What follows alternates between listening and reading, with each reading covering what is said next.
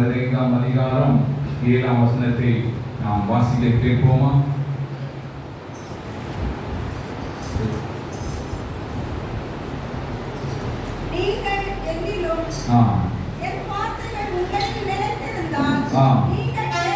நீங்கள் கேட்டுக் கொள்வது எதுவோ அது உங்களுக்கு செய்யப்படும்.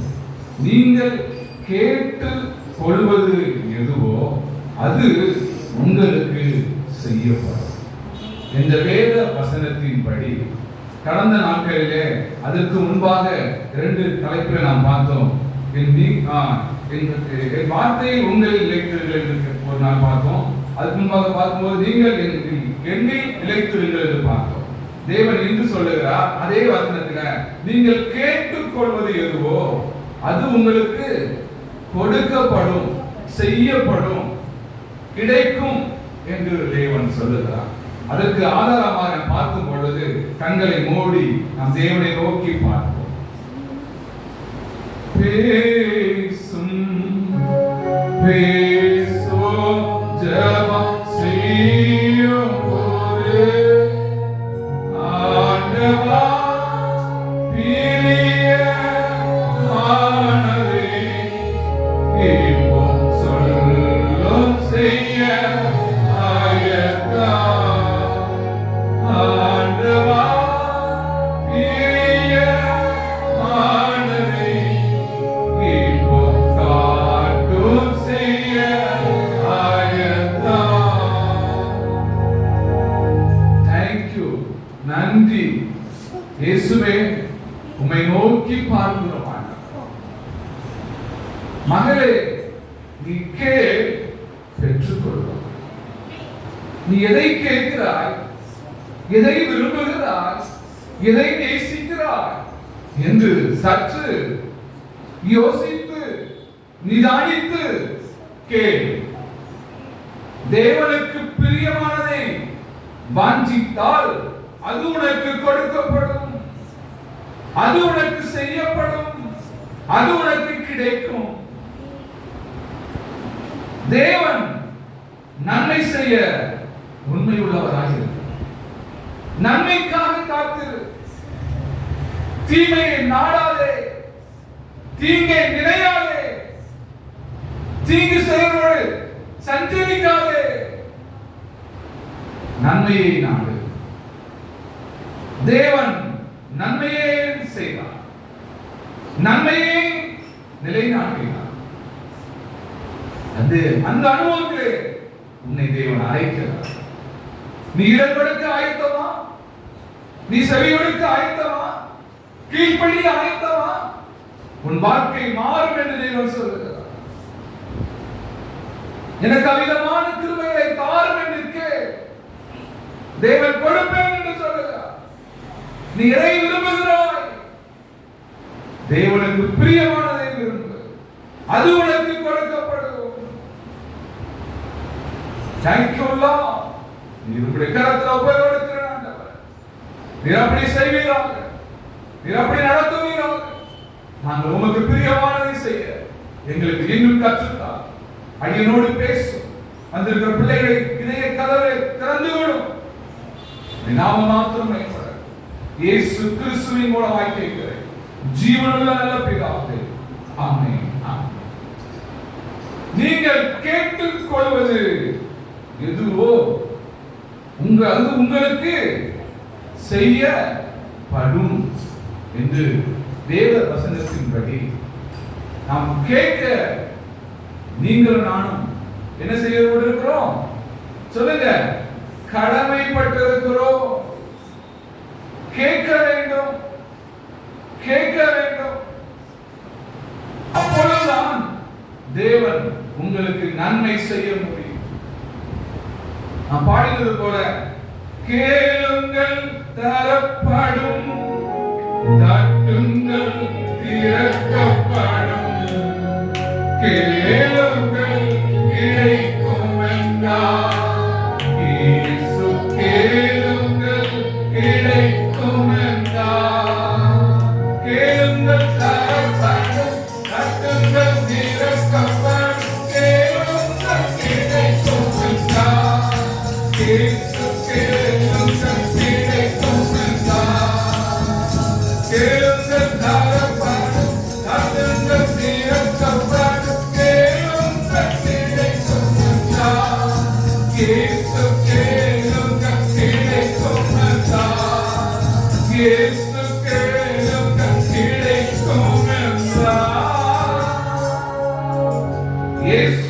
சொல்லி போனா நாம் எதை கேட்கிறோம் அதுதான் நாம் முதலாவது இரண்டாவது வேத பகுதியிலே சொல்லப்படுகிறது போல லூக்கா 11ஆம் அதிகாரத்திலே 9ஆம் வசனத்தை வாசிப்போம். மேலும் நான் உங்களுக்கு சொல்லுகிறதாவது கேளுங்கள் அப்பொழுது உங்களுக்கு கொடுக்கப்படும் தேடுங்கள் அப்பொழுது கண்டடைவீர்கள் தட்டுங்கள் அப்பொழுது உங்களுக்கு திறக்கப்படும். நாம் இதை செய்கிறோமா? என் மகனே என் மகளே நீ இதை செய்கிறாயா? சற்று யோசிக்கிறோம். செய்கிறீங்க, எப்படி செய்கிறீங்க? எப்படி கேட்கிறீங்க? எப்படி தட்டுறீங்க? இந்த உலகத்தின் காரியத்துக்காக நம்ம எப்படியெல்லாம் தட்டுகிறோம்? எப்படியெல்லாம் யாரை பார்க்க வேண்டும்? இந்த காரியத்தை முடிக்க வேண்டுமானால் எதையெல்லாம் செய்ய வேண்டும் லிஸ்ட் போடுவீங்க. இந்த காலத்துல எனக்கு அட்மிஷன் வேண்டும் என்றால் சில கண்டிஷன், சில லிஸ்ட் எல்லாம் இருக்கா என்று நாம் என்ன செய்வோம்? தேடுகிறோமா? ஆயத்தமாகிறோமா? இதே மாதிரிதான் தேவனும் சொல்லுகிறார், என் மகனே என் மகளே உனக்கு நான் கொடுக்க வேண்டுமானால் நீ ஆயத்தமா? நீ ஆயத்தமா? அப்பொழுதுதான் நான் உனக்கு என்ன செய்ய முடியும்? சொல்லுங்க. கொடுக்க முடியும். தேவன் சும்மா கொடுப்பது அல்ல, காரியத்தோடும் தேவைகளை நினைத்து கொடுப்பார். அதுக்கு அடுத்த வசனத்தை வாசிப்போம். 10ஆம் வசனத்தை வாசிப்போம். ஏனென்றால் கேட்கிற எவனும் பெற்றுக்கொள்கிறான், தேடுகிறவன் கண்டடைகிறான், தட்டுகிறவனுக்கு திறக்கப்படும். இதையும் செய்ய வேண்டும். தேவன் சொல்லியிருக்கிறார். நாம் செய்யும் பொழுதுதான் அதுவும் உங்களுக்கு கிடைக்கும். இன்னும் அதே 11ஆவது வசனத்தை வாசிப்போம்.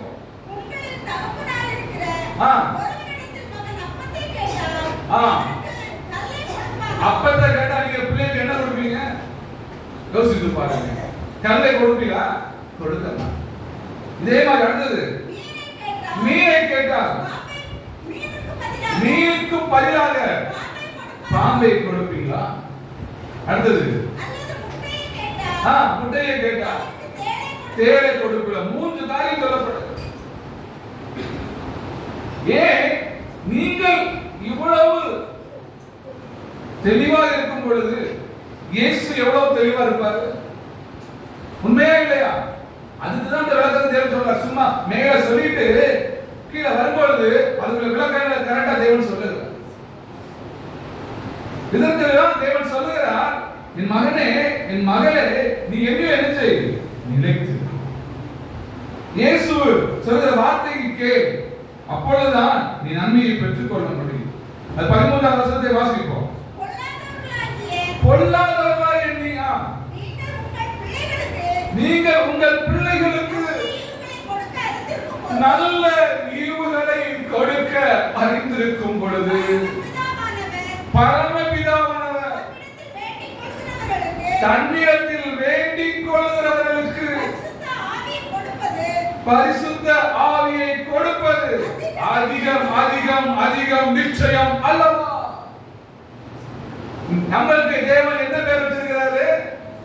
சொல்லுங்க சொல்லுங்க. பொல்லாதவர்களாகி நீங்கள் இருக்கிறாரு. நீங்க நல்ல நம்ம உலகத்துல யாரும் ஏன் உன் சகோதரன் வேண்டாம் என்ன செஞ்சிடும்? உள்ளத்துல வரவங்க வெளியே காட்ட மாட்டா. அது யாருக்கு தெரியும்? இயேசுவுக்கு தெரியும். உன் தம்பி வழங்கினானா, என் தம்பி என்ன பார்க்காம போயிட்டான்னு என்ன செய்வான்? அவனுக்கு வந்து வாழ்லாம் என்ன செய்ய மாட்டான். அக்கால் எழுதில மதிக்கல, அதற்கு ஒரு சரிக்குள்ள எழுதில பொல்லாத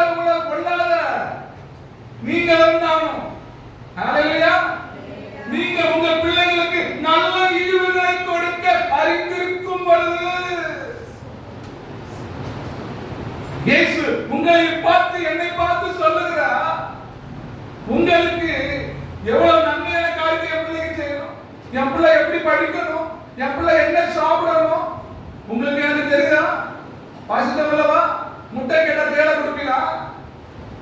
அப்பத்தை கேட்டா கல்லை கொடுப்பீங்களா?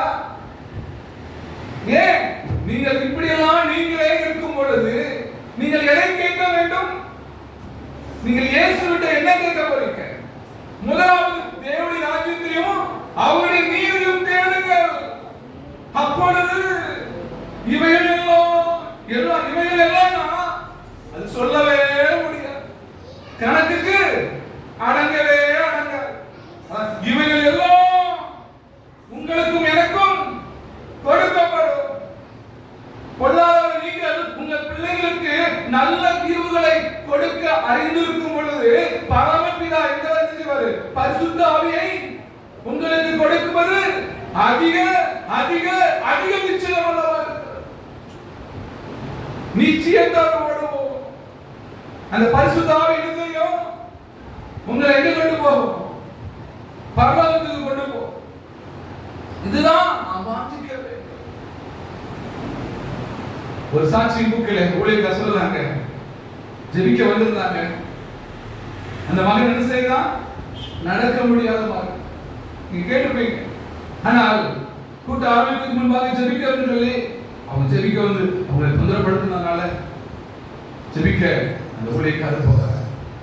அப்பொழுது அவருக்கு என்ன செய்ய முடியல, நடக்க முடியல, வீல் சேர்ல வருகிறாரு.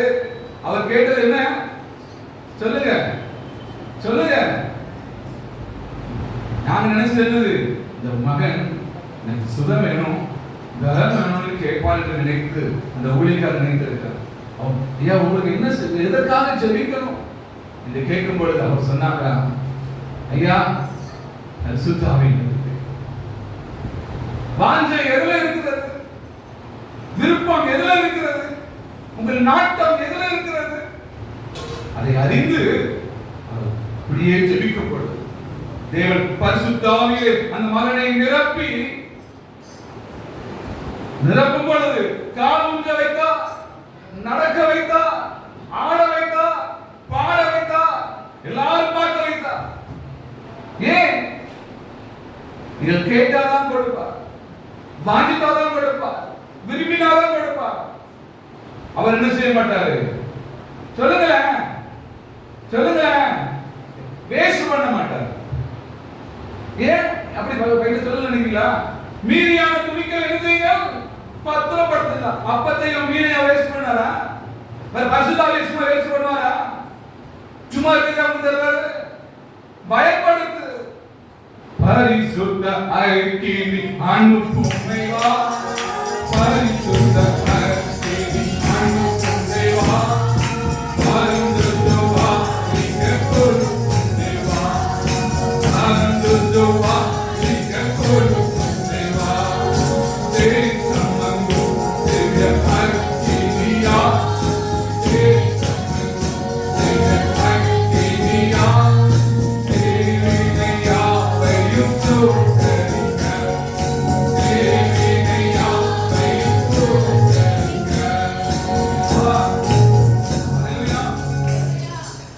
அவர் பெரியவர், அவர் செய்ய நினைத்தது தடைப்பட்ட. ஆனாலும் இதற்கு ஒரு எக்ஸாம்பிள் வேதத்துல சொல்லப்பட்டிருக்கிறது. 2 ராஜாக்கள் 2ஆம் அதிகாரத்துல நாம் வாசிக்கிறோம். 12ஆம் வசனத்தை வாசிப்போம். 2 ராஜாக்கள் 2ஆம் அதிகாரம் 12ஆம் வசனம். அதை எலிசா கண்டு, என் தகப்பனே, என் தகப்பனே, இஸ்ரவேலுக்கு ரதமும் குதிரை வீரருமாய் இருந்தவரே என்று புலம்பினார். அவனை அப்புறம் காணாமல் தன் வஸ்திரத்தை பிடித்து 2 துண்டாக கிழித்தான். இது உங்களுக்கு தெரியும். எலியா, எலிசா. அப்போ என்னது? ஊழியம் செய்து கொண்டு இருக்கிறாங்க, அற்புதம் நடந்து கொண்டு இருக்கிறது. ஏன் எலியா என்ன செய்யறாரு? சொல்லுங்க, எங்க போறாரு? அவர் எடுத்துக்கொள்ள போகும்போது அவர் எழுதுறாரு, நீ இங்க இரு, நான் எங்க போறேன்? எரியோ மட்டும் போயிட்டு அப்ப எழுந்தார் விடுதல். நான் எழுதுவேன் அங்கே வர. நீங்க எப்படி இருக்கீங்க? நீங்க போன போங்க அப்படின்னு. நான் வர மாட்டேன். நான் வீட்டுல இருக்கேன். நேரம் கிடைக்கும் போது என்ன செய்யுங்க? என் தேவனோடு நடக்க பழகுங்கள். அந்த நேரத்தை அவன் பயன்படுத்தி கொண்டான். அந்த நேரத்தை வீணடிக்கல. கடைசியான நேரத்துல நீ எங்கே போனாலும் அவன் தூங்கினானா உறங்கினானா எல்லாம் அவன் எப்பொழுது அவன் கேட்டதா, ஆண்டவரே உனக்கு என்ன வேணும்னு கேட்டார். என்ன கேட்டா இருக்கும்? உங்களுக்கு இருக்கிற வரங்களை 2 மடங்கு நான் இருக்கு.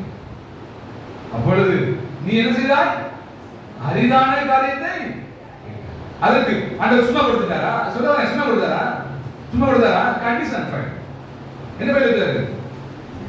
நான் எடுத்துக்கொள்ளும் பொழுது நீ என்னை காண்பா, அப்பொழுதுதான் உனக்கு அது கொடுக்கப்படும். கேட்ட உடனே தேவன் கொடுத்த கண்டிஷன், நீ ஜெபித்தா, நீ வேத வாசித்தா, நீ உபவாசம் பண்ணினா உன் வியாதி மாறும், உனக்கு அபிஷேகம் வரும். தேவன் இப்பொழுது அப்படி சொல்லுகிறார். நியாயத்தப்படு. அவன் உடன் ஊழியக்காரனாக இருந்து இவ்வளவு நாள் கஷ்டப்பட்டவரோ கடைசியாக அவர் என்ன செய்யுது? கண்டிஷனோட தான் செய்தார், கொடுத்தார். இதே மாதிரி உங்களுக்கும் எனக்கும் அவர் கொடுக்க இன்னும் உண்மை உள்ளவராக இருக்கிறார். இயேசு கொடுத்த கண்டிஷன்ல நம்ம என்ன செய்யணும்? வாழ பழகிக் கொள்ளுங்க. அவர் கொடுத்தவங்க விட்டாரா? எடுத்துக்கொள்ளும் பொழுது அந்த வசனத்துக்கு என்ன செய்யலாம்? சால்வை என்ன செய்யுது? அதை எடுத்து அற்புதங்களை செய்ய ஆரம்பிக்கும். உங்களுக்கு தெரிந்த சரித்திரம் தான். இதுதான் இயேசுவின் அற்புதம். அதே அற்புதத்தை இன்றும் அவர் செய்து கொண்டே இருக்கிறார். நாம் கேட்கும் பொழுதுதான், தேடும் பொழுதுதான், விழித்திருக்கும் பொழுதுதான் என்ன செய்யப்படும்? உங்களுக்கு கொடுக்கப்படும். நாம் கேட்டால்தான் அவர் உங்களுக்கும் எனக்கும் தர முடியும். நாம் வாஞ்சித்தால்தான் அதை பெற்றுக்கொள்ள முடியும். 2 மடங்கான காரியங்களை செய்து இந்த உலகத்தில் ஊழியத்தை செய்து நிறைவேற்றிருக்கிறார். இதே இயேசுதான் உங்களையும் என்னையும் பார்த்து கேட்கிறார். கேள் மகளே, கேள் மகளே, உன்னை நடத்துவேன் என்று சொல்றார். எதை கேட்கிறார்? எதை வாஞ்சிக்கிறார்? எதை விரும்புகிறார்? தேவன் சொல்றார், நன்மையானதை நாடு, தீமையை விட்டு விலகு. ஏன்? இயேசு மகிமையின் ராஜா. மகிமையான காரியத்தை செய். Thank you Lord. Thank you Jesus. நன்றி. எங்களுக்குள்ளே வாசம் செய்யும் ஆவியானவரே,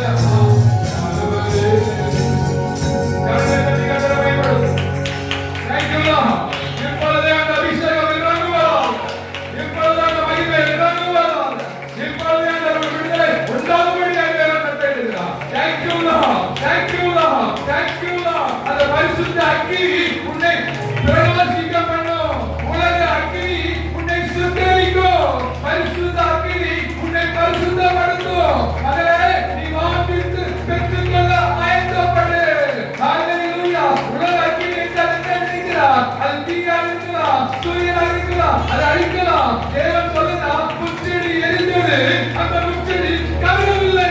அதுதான் பரிசுத்தாக்கினி, அதுதான் பரிசுத்தாக்கினி. முச்செடி நடுவிலே தோன்றினார் மோசேக்கு முன்பாக. மகனே, இந்த முச்செடி இப்பொழுது பச்சை எரிவது போல நான் உன் வாழ்க்கையில பச்சை எரியவே, அது எரிய போதே நான் இப்பொழுது வந்து நிற்கிறேன் என்று தேவன் கூப்பிட்டார். மகனே, உன்னை பார்த்து தேவன் கூப்பிடுகிறார். நீ ஆயத்தமா? நீ ஆயத்தமா? நீ கூப்பிடு. கரங்களை தட்டி கருத்துல கரங்களை எடுத்து கூப்பிடு. இப்பொழுது இப்பொழுது இப்பொழுது இப்பொழுது அந்த அக்கினி இறங்குவதால் இறங்குவதால் இறங்குவதால் receive receive receive vertical vertical vertical change change change நன்றி ஆண்டவரே, நன்றி ஆண்டவரே. அப்படியே செய்யுங்க, அப்படியே நடத்துவீங்க. ஆமை ஆத்மா முழுவதும் கருத்தில் ஒப்புக்கொடு. உடைய மகிமையின் மேகம் ஒவ்வொரு பிள்ளைகளையும் ஒவ்வொரு நாளும் மூடி மறைத்து பாதுகாத்துக் கொள்ளுங்கள். இயேசு கிறிஸ்துவின் மூலமாய் அர்ப்பணித்து வேண்டிக் கொண்டு ஜெபிக்கிறேன் ஜீவனுள்ள நல்ல பிதாவே. ஆமென் ஆமென். ஹalleluya ஹalleluya. வல்லமை உண்டு உண்டு.